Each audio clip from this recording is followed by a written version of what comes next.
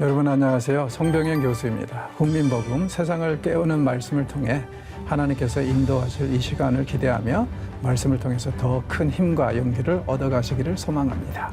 오늘 더 귀한 세 분 함께 하셨습니다. 안녕하세요. 안녕하십니까.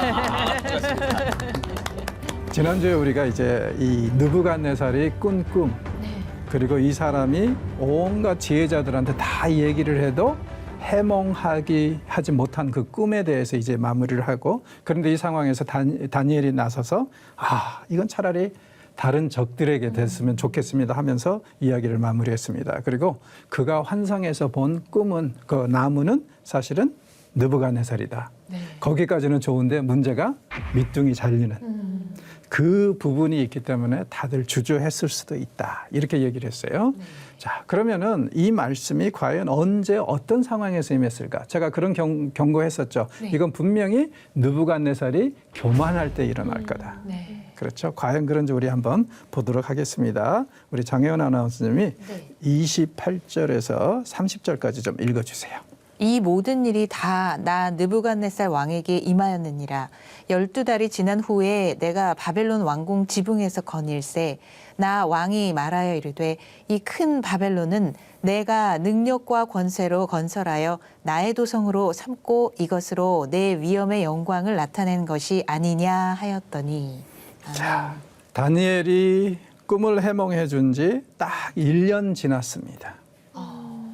그러니까 아마 제 생각에는 그럴 것 같아요. 느부갓네살이 조심해야지. 처음에는 그랬겠죠. 네.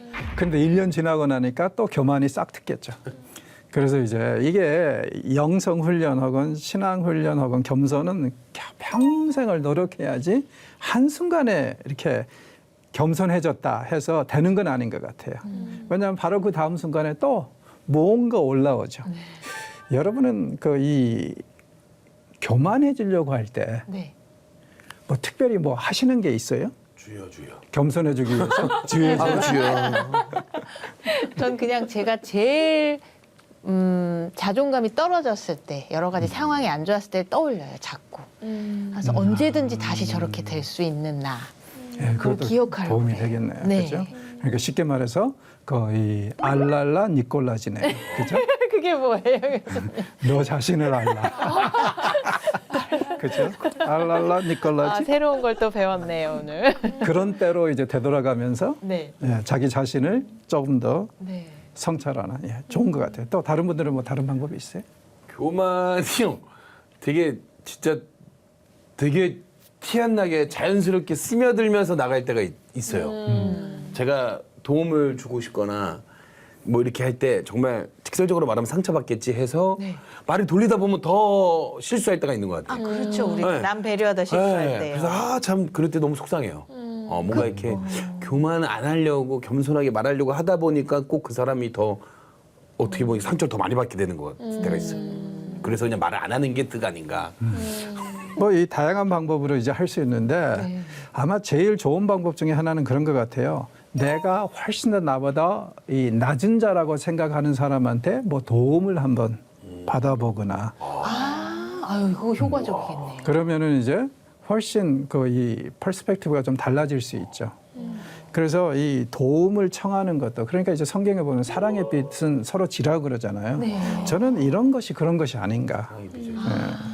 그래서 나보다 훨씬 더 낫다고 내가 다른 수준이라고 생각하는 사람한테 도움을 청해보는 것도 하나의 좋은 방법이 아닐까. 그러니까 항상 나는 남 도와주는 사람이야, 이런 그렇죠. 관점에서 내가 힘들 때 막말로 돈도 좀 꿔보고 고개도 막 숙여서 도와주세요도 해보고요. 아픈데 저 좀 아픈데 같이 병원에 좀 가주세요 집사님, 이런 말도 해보고. 나 배고파요. 뭐 주간그를 사주세요. 뭐 별거 다. 그러니까는 나보다 더 낮은 분한테 부탁한다는 게 너무 좋은 것 같아요.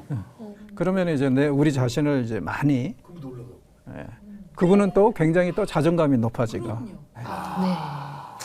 그러니까 그런 것들 우리가 충분히 사용할 수 있을 것 같습니다. 자, 그런데 이 사람이 지금 바벨론을 딱 둘러보면서 굉장한 교만에 빠지게 되는 상황. 자, 30절의 내용을 한마디로 요약하면 뭐예요? 윤복희 씨의 내가 노래 아니에요? 내가 맞네. 예. 내가 능력과 건설로 건설하여서 나의 도성으로 삼고 내 위엄의 영광을 나타낸 거 아니냐. 정말 내가 많이 나오네요. 그러니까 바벨론의 그 위대함, 이걸 자기가 다 이루었다는 생각. 물론 왕이라면은 이렇게 생각할 수 있겠죠. 네. 그렇죠? 그런데 그럼에도 불구하고 우리가 앞에서 뭐라 그랬어요? 하나님이 가장 낮은 자를 높이신 것처럼 이 사람을 높이셨지. 그러니까 하나님이 그를 왕으로 만들고 세우신 것인데 이 사람은 자기 자신의 능력으로 이 모든 것을 이루었다고 지금 말하는 거예요. 그게 교만이거든요. 아 근데 매일 아침 눈 떠서 보는 게 다 그런 거면 쉽지 그러니까요. 않을 것 네. 같긴 해요. 그래서 우리는 끊임없이 자기 자신을 성찰해야 합니다. 목사님, 그 아까 말씀하신 게 낮은 자가 겸손한 거는 겸손이 아니다. 왜냐면 그냥 내 사실이다. 그러면 높은 위치에서는 겸손하면 겸손해지는 건데 어느 정도까지는 교만이 아닌 건가요? 그렇잖아요. 그러니까 뭐 있는 거 정도에서 조금 낮추는 것은 교만이 아니겠죠. 근데 이제 있는 그대로 이 사람은 자기는 분명히 있는 그대로 얘기하는 거라고 생각할 거예요. 그리고 이게 다 자기의 업적이라고 그러는 거죠. 그게 문제죠. 그러니까 이 과정에 그 어디에도 하나님이 없어요. 하나님이 주시고 하나님이 세우죠. 왜냐하면 이 사람은 지금 하나님 안 믿는 사람이에요. 그렇죠. 그렇죠? 그리고 자기 자신을 이렇게 얘기할 때는 거의 신격화시키고 있어요. 그러니 이게 이제 사건의 빌미가 되는 거죠. 1년 전에 경고했는데 그러니까 1년 동안은 어떻게 보면 잘 살았는데 이런 일을 안 당했으니까 그래서 이제 1년 만에 이런 일을 당하고 나니까 어떤 일이 벌어집니까? 그냥 완전히 그냥 정신을 잃어가지고 짐승처럼 돼버린 거예요. 그래서 7년 동안 소처럼 풀을 먹고 자 머리털은 독수리털 좋아 보이세요? 손톱은 새발톱 그렇죠? 그걸 이제 얘기를 하는데 그러니까 완전히 짐승처럼 살게 되는 그런 상황 얼마 동안은요? 7년 동안 그렇죠? 이런 상황이 이제 전개되고 있는 그런 이야기입니다. 자 그러면은 느부갓네살이 정말 교만할 만했다고 제가 얘기했잖아요. 네. 과연 그런지 좀 생각을 해보시죠.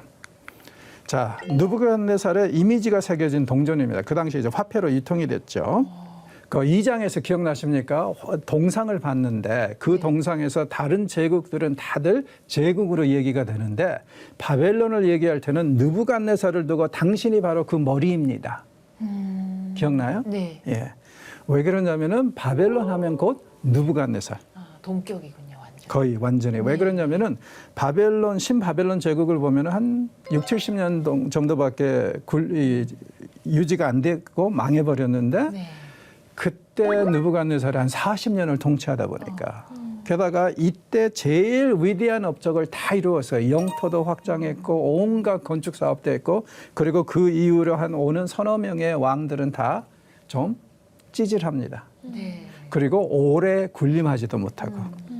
그래서 느부갓네살 하면은 신바벨론 제국의 최고의 왕으로 우리가 얘기할 수 있고요. 그다음에 이제 그 사람이 실제로 사용하던 집무실 같은 것을 보면은 이게 이제 규모가 대단해요. 복원된 건데 바벨론에는 흙이 많으니까 지푸라기에다가 흙을 섞어가지고 흙으로 만든 벽돌을 썼는데 이 벽돌로 이렇게 이제 위대한 그런 건축물들도 많이 만들었고. 그냥 말 안 해주면 현대 작품인 줄 알겠어요. 그렇죠. 예. 황토집. 네. 너무 황토집. 예뻐서요. 건강에도 굉장히 좋겠죠.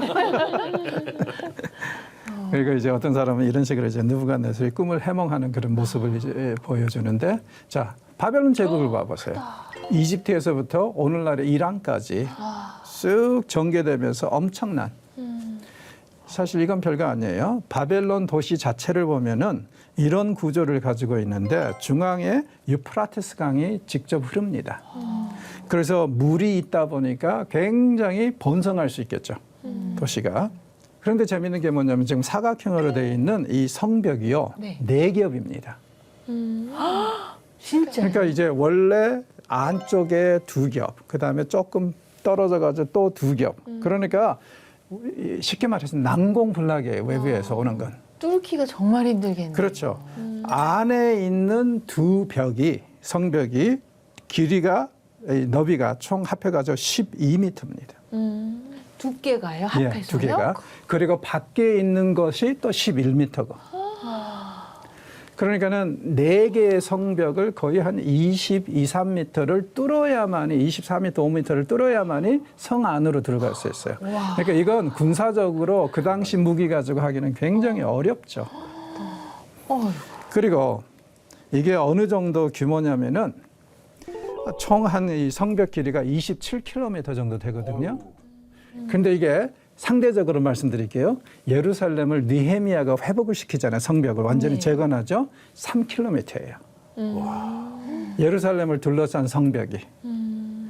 그러니까 예루살렘은 완전히 장난감이죠. 여기에 비하면은. 지금 성벽 길이가 27km니까. 9배네요. 9배 그렇죠. 거예요, 길이가. 김포시만 하겠어요 이렇게. 진짜.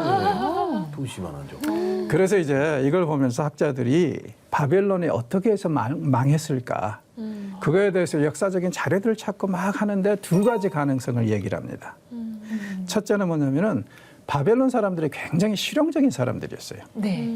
근데 이제 나중에 바벨론 그 이 왕들이 후왕들이 굉장히 사치에 빠지면서 온갖 호의호식을 다 하고 뭐 파티를 해도 어떤 때는 1년 동안 파티를 하고 뭐 몇만 명을 동원하고 이런 화려한 것을 하다 보니까 문제가 생깁니다. 이 비용이 다 어디서 올까요? 백성들한테 착취했군요. 세금 그리고 온갖 그런 거. 그러니까는 바벨론 사람들이 염증을 느낀 거예요. 이 정권들이. 이러한 상황에서 이제 고레스하고 정식으로 바벨론에 붙습니다. 페르시아 왕하고요. 네. 그래서 이제 페르시아 왕이 며칠 전에 북쪽에서 바벨론군을 상대로 승리를 한 상태거든요. 그리고 이 사람들이 지금 남쪽으로 진군하고 있다는 소식이 바벨론 사람들한테 들렸어요. 네. 그래서 이제 바벨론 사람들이 생각하기를 이렇게 썩어 빠진 정권 밑에서 고생하느니 차라리 고레스를 메시아로 환영을 하자. 해방자로. 그래서 이제 야밤에 성문을 안에서 다 열어줬다는 얘기가 있어요. 그리고 이제 2번째 추측은 뭐냐면은 중앙에 유프라테스 강이 흘렀다고 그랬잖아요. 그 위에다가 뚝을 쌓아가지고 물이 흐르게 하지 않고 그러니까 막게 하고 그리고 그 이 강을 통해서 성 안으로 들어온 거다. 이 2가지 가능성이 있는데 제가 볼 때는 전자예요. 바벨론 사람들이 풀어줬어요. 왜냐하면은 고레스가 이 일이 있은 바로 다음에 종교의 자유를 선포하고 바벨론에 끌려온 모든 사람들에게 해방을 선언하면서 조국으로 돌아가라고 그러거든요. 네. 바벨론 사람들은 너희들을 억압하고 했지만은 나는 너희들을 종교의 자유를 줄 뿐만 아니라 조국으로 돌아갈 수 있는 자유도 주겠다. 왜 그러겠어요? 모종의 대가군요. 그렇죠. 안에서 문 열어준 대가. 말이 되네요, 정말이요. 만약에 강으로 들어왔으면은 많은 살상이 있었을 텐데 아예 그런 거 없고 그리고 돌아가라. 이렇게 이제 외치는 거. 그래서 이제 성경에 보면은 스룹바벨과 세스바살이 538년에 1차 귀향민들을 데리고 오고 에스라가 458년에 2차 귀향민 그리고 이제 느헤미야가 444년에 3차 귀향민을 데리고 돌아옵니다. 사실일까요? 아니면 성경이 만들어낸 얘기일까? 글쎄요. 대답하시죠. 팩트 아닐까요? 사실은 1800년대 중반까지는 다 성경이 만들어낸 얘기라고 그랬어요. 그래요. 예, 왜냐면은 이 바벨론이나 페르시아의 기록을 아무리 찾아봐도 뭐 에스라 느헤미야서에 나오는 그 종교의 자유 네. 그 얘기가 없거든요. 역사적 자료에 없었어요. 없었어요. 그래서 이제 다들 성경이 만들어낸 이야기다. 자, 그러다가 1800년대에 이런 게 하나 발굴이 됩니다. 고레스의 통도장이라는 거 들어보셨어요? 아니에요. 예, 처음 보시죠? 네. 이게 이제 538년, 539년경에 BC 만들어진 통도장인데 왜 이걸 통도장이라고 그러냐면은 너비가 한 22cm 그리고 이제 둘레가 지름이 제일 이 넓은 데가 한 10cm 돼요. 그러니까 그렇게 크지는 않아요. 그런데 이게 왜 중요하냐면은 이 주변에 보면은 글들이 새겨졌는데 이게 다 이 페르시아 제국의 중요 문서들이에요. 어머나. 재밌는 게 뭐냐면 여기에서 나온 것 중에 하나가 바로 우리가 에스라 느헤미야서 앞부분에 보는 종교의 자유 선언이에요. 우와. 소름 돋네요. 그러니까 모든 민족은 각자 자기 나라에게 돌아가서 조상들이 섬기던 신을 숭배할 수 있다. 그리고 나를 위해서 기도하라. 이거 너희 신들에게 이게 이제 그 전문인데 여기 다 있어요. 그래서 이제 이것이 발굴이 된 다음에는 더 이상 성경에 만들어낸 얘기라고 하는 사람들은 없습니다. 소중한 증거물이에요. 굉장히 중요한 증거인데 이게 1800년대 초에 이제 발굴이 된 거예요. 그러니까 우리가 기억해야 될 것은 뭐냐면은 성경의 많은 내용들이 아직도 이 발굴이 되고 있고 그렇기 때문에 너무 없는 자료 가지고 단정할 필요는 없다는 거예요. 이게 이제 레플리카가 어디에 있냐면은 뉴욕에 있는 UN 빌딩 1층에 전시가 돼 있어요. 그래요? UN은 그러면 왜 이 문서에 이 통도장에 그렇게 관심이 많을까요? 세계 평화를 위해서. UN 같은 기구가 추구하는 것은 다양성이고 종교의 자유잖아요. 그런데 이것은 인류 최초의 종교 자유 선언문이거든요. 그러니까 이제 그걸 딱 전시를 해놓고 모든 사람은 각자 종교를 결정할 자유가 있다. 상징적 의미를 다 거기 그렇죠. 두었군요. 그래서 나중에 이제 혹시 뉴욕에 그 유엔 빌딩에 가게 되시면 한번 찾아보는 것도 좋을 것 같아요. 그래야겠네. 기회가 되면요. 근데 크리스찬한테 그렇게 반가운 건 아닌 거죠? 왜요? 왜? 아, 잘 반가운 건가요? 네. 반갑네요.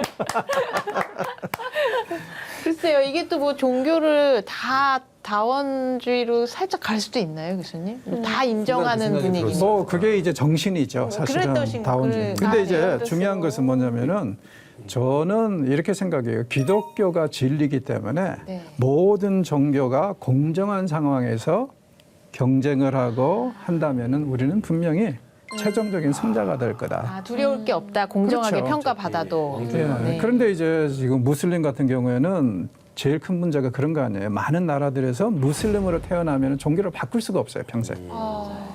바꾸는 건 불법이에요. 그러니까 그런 권리도 주어지지 않으니까 그렇게 해가지고 자꾸 세력을 늘려놓고는 자기네들이 최고라고 하는 것은 어이없는 일이잖아요. 그리고 저는 기독교만큼 또 짝퉁이 많은 게 없잖아요. 이단들이. 그게 저는 간접적으로 되돌려 얘기하면은 기독교가 진리라는 거죠. 왜? 생각해 보세요. 여러분들 싸구려 물건에 맞습니다. 짝퉁 만들어요, 안 만들어요? 명품이라 짝퉁이 많은 거예요. 그렇죠. 제가 볼 땐 그래요. 그러니까는 이 이단들이나 이런 것들이 하도 많다는 것에 대해서 별로 그렇게 우리가 안타깝지만 나쁘다고 생각할 필요는 없는 것 같아요. 필연적이군요. 그만큼 진리니까. 네. 다른 종교에서는 뭐 이런 상황이 거의 없잖아요. 게다가 뭐 무슬림 같은 경우에는 까딱하면 죽이는데. 그러니까 그렇게 해가지고 억압해서는 아니죠. 진리는 그렇게 억압될 게 아니니까. 하여튼 그렇습니다. 이런 게 이제 나왔고요. 그 다음에 이제 바벨론의 그 이 안의 내용을 보면은 말씀드린 것처럼 성이 4개의 벽으로 2세트로 구성이 된 그걸로 둘러싸여 있었고 성을 출입하는 문은 8개가 있어요. 그리고 이제 제일 높은 게 큰 문이 이제 이스타 문이라고 그러는데 이건 이제 높이가 한 12m 정도 됐었고 그리고 바벨론 성 안에 53개의 신전이 있었습니다. 엄청 큰 규모고 그렇죠. 그리고 느부갓네살은 최소한 3개의 궁전을 두었어요. 여기저기. 그리고 이제 제일 유명한 게 바벨론에서 혹시 들어보셨어요? 공중정원? 얼핏 그런 거 같아요. 고대 사회의 7대 불가사의 중에 하나입니다. 왜 그러냐면은 조금 이따 이제 설명을 드릴 텐데 이게 도대체 이해가 안 가는 부분들이 있기는 사실 있어요. 자, 어떤 사람은 그 당시에 바벨론을 이런 식으로 그려놨는데 아주 굉장히 넓고 광활하고 예루살렘 성이 둘레가 3km였는데 27km였으니까 얼마나 크고 화려했겠어요. 공중정원을 표현하는 게 이제 다양합니다. 근데 이제 핵심은 여기에 있어요. 뭐냐면 높이. 이게 이제 어떻게 된 거냐면 느부갓네살의 아내 중에 하나가 북쪽에서 와서 느부갓네살하고 결혼을 했는데 네. 이 사람이 이제 자꾸 고향을 그리워합니다. 그래서 이제 느부갓네살이 자기 이 아내, 고향을 그리워하는 아내를 향신병에 걸린 아내를 생각해가지고 자기 고향, 그 여인의 고향에서 사는 식물들과 나무들 꽃을 키우겠다고 어머나. 정원을 조성했는데 이게 왜 높아야 되냐면 생각해 보세요. 우리가 보통 이제 수직적인 높낮이와 온도 차이를 비교를 할 때 어떻게 얘기하냐면은 100m 올라갈 때 온도가 0.6도 차이 납니다. 그러면 생각해 보세요.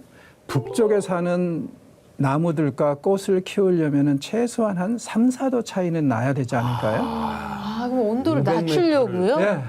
그러면은 이제 쉽게 말해서 500m는 돼야 된다는 거죠. 와. 그러면 이제 저는 공대 출신이라 제일 궁금한 게 그거예요. 어떻게 해서 거기까지 물을 끌어올렸을까? 물론 이제 노예들 통해서 이렇게 올렸겠죠. 그런데 만약에 어떤 기술을 사용했다면은 전기가 없는 상황에서 모터가 없는 상황에서 이건 대단한 기술이거든요. 아니, 느부갓네살은 사랑꾼이었네요. 네, 그래서 제가 저희 이 결혼하지 않은 여학생들한테 그렇게 얘기해요. 이 정도는 돼야지 남편감이 되지 않겠느냐. 내가 이래서 이 힘든 삶을 살고 있었구나. 그래서 이게 지금 한 500m 정도? 그래서 이제 주전 한 3, 4세기에 이제 바벨론이 완전히 멸망한 다음에 헤로도투스라는 역사가가 바벨론을 방문했을 때 먼 발치에서도 이게 보였다고 그러거든요. 폐허가. 그 정도로 높았다는 얘기죠. 기술력이 상당했나 봐요, 바벨론이라는 국 대단하죠. 산을 깎은 거 아닐까? 그리고 성경에도 보시면은 문명의 꽃을 얘기할 때는 바벨론이에요. 항상. 그래서 이제 심지어는 계시록에도 보면 네. 모든 문명이 무너진다는 것을 말씀하시면서 무너졌도다 바벨론이요. 아, 그 상징적으로. 그렇죠. 놓여있군요. 바벨론은 이미 계시록에 쓰여지기 한 500년 전에 600년 전에 망해버렸는데 네. 그런데도 아직도 바벨론은 문명의 발전의 상징으로 어머나. 그렇게 언급이 될 정도로 그리고 그 와중에는 다 누구의 덕? 느부갓네살. 바벨론 이콜 나니까요. 예. 그래서 이제 느부갓네살의 정신병을 앓는 것을 이런 식으로 표현하기도 하고 이렇게 이제 표현하기도 하는데 일단은 이제 이런 상황을 지금 겪고 있다가 드디어 회복이 됐어요. 그러나서 그가 이제 하나님을 찬양하는 게 이제 34절 이야기죠. 한번 읽어 주실래요? 그 기한이 참에 나 느부갓네살이 하늘을 우러러 보았더니 내 총명이 다시 내게로 돌아온지라 이에 내가 지극히 높으신 이에게 감사하며 영생하시는 이를 찬양하고 경배하였나니 그 권세는 영원한 권세요 그 나라는 대대 이르리로다. 자, 하늘을 우러러 보았다. 무슨 뜻이겠어요? 이제 하나님을 드디어 보는 창조주를 인정하고 예, 정신이 좀 제대로 돌아온 거죠. 자, 아까 우리가 이제 겸손한 방법을 얘기를 했었었는데 그렇게도 생각하셔도 될 것 같아요. 겸손해지려고 하면 고개를 들으세요. 그래서 하늘을 바라보시면 돼요. 하나님이 계시는 그 보좌. 그러면은 우리 겸손 안 해줄 수가 없잖아요. 하나님이 어떤 일을 하실까 어떤 분인가를 생각을 하면 그렇죠. 자, 37절 주혜님 읽어주세요. 그러므로 지금 나 느부갓네살은 하늘의 왕을 찬양하며 칭송하며 경배하노니 그의 일이 다 진실하고 그의 행하심이 의로우심으로 교만하게 행하는 자를 그가 능히 낮추심이라. 정말 이 느부갓네살을 통해서 이렇게 찬양을 받으시는데 주혜님 어떻게 느부갓네살이 회개했을까요? 영접했을까? 예전에 자기는 느부갓네살 같다고 그랬었는데 맞아요. 혹시 그러지 않을까 고민을 했었는데 그러게요. 이렇게까지 고백을 했는데 영접할 만도 한데 안 했다고 아까 말씀을 해주셨으니까 이 정도면 영접한 것 같기도 한데 순간에 됐고. 저를 못 믿겠다 이겁니까? 그러니까 이 사람은 정말 말 그대로 신앙에 가까이 온 사람인데 마지막 한 걸음이 안 됐던 것 같아요. 그죠? 근데 우리 주변에 보면 이런 사람들 꼭 있잖아요. 정말 아쉬워. 심성도 착하고 정말 주님을 믿으면 정말 좋을 것 같은데 마지막 순간에 믿지 못하는 사람. 그런 사람들이 우리가 기도할 수밖에 없는 것 같아요. 그죠? 그래서 느부갓네살 이렇게 정말 말 그대로 어떻게 보면은 충분히 겸손할 수 있는 여건이 다 마련이 됐단 말이에요. 그럼에도 불구하고 성경이 가장 싫어하는 죄를 뭐라 그러죠? 교만. 그렇죠. 왜냐하면은 교만이라는 것은 한마디로 얘기하면 자기를 하나님하고 견주는 거잖아요. 하나님 없이도 살 수 있고 나도 하나님처럼 위대하고 내 능력으로 하면 하나님의 도움이 전혀 필요 없다는 얘기니까. 그래서 이제 성경은 교만을 가장 심각한 죄라고 얘기를 하고 있다고 저는 생각합니다. 아담과 하와도 그랬잖아요. 하나님과 같아지고 싶어서. 네. 그나물에 저희도 다 줄줄이 엮였지만요. 아담이 아마 아주 되게 힘들 거예요. 우리 때문에. 근데 그 다음 분들이 하셨겠지 뭐 그분들이 안 했으면. 그렇지, 그렇지. 그렇죠? 시간 문제죠.